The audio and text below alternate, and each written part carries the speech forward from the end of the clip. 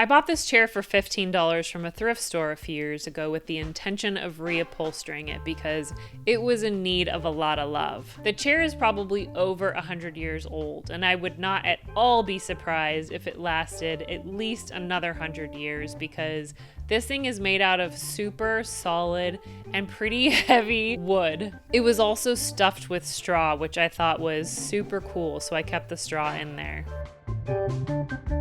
I filmed the whole entire process of removing all the old upholstery, cleaning everything up, and then adding the new fabric and the decorative trim to it. But when I went to go put the video together, I realized that I had a problem. Somewhere over the past 3 years, every last minute of reupholstering footage that I had filmed was lost to the land of missing footage, which is a close relative of the land of missing socks. And out of my life forever. At first I decided to just scrap the story because how can you tell a story with half of the footage? But the creative side of me decided to make all of that lost film time into a challenge. I would find a fun and crafty way to complete the story that was much more entertaining than all of the original footage I had filmed. So that's where this story came from. Removing all the old upholstery was a very dirty and kind of gross task. This obviously wasn't the first time the chair was reupholstered, but it had been years since it had been done and things were very crusty and crumbly underneath.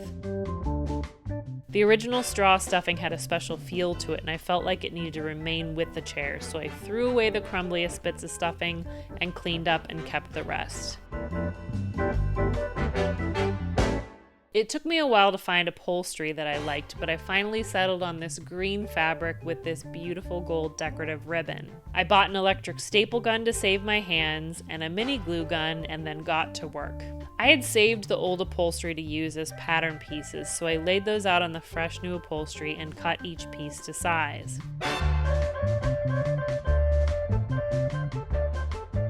I then stapled the new pieces of fabric into place and then hot glued a piece of ribbon on top.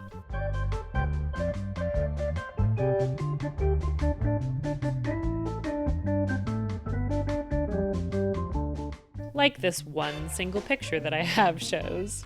I didn't bother with refinishing the wood at all. I kind of like that the scratches show its age and the former lives it's lived. The whole project was pretty easy and very rewarding. And now I've had this super sturdy antique chair in my life for the past 3 years. As a reminder, you can buy my nature observation journals and composition notebooks at the link down below. Thanks for watching, and by the way, Little Maggie says hi.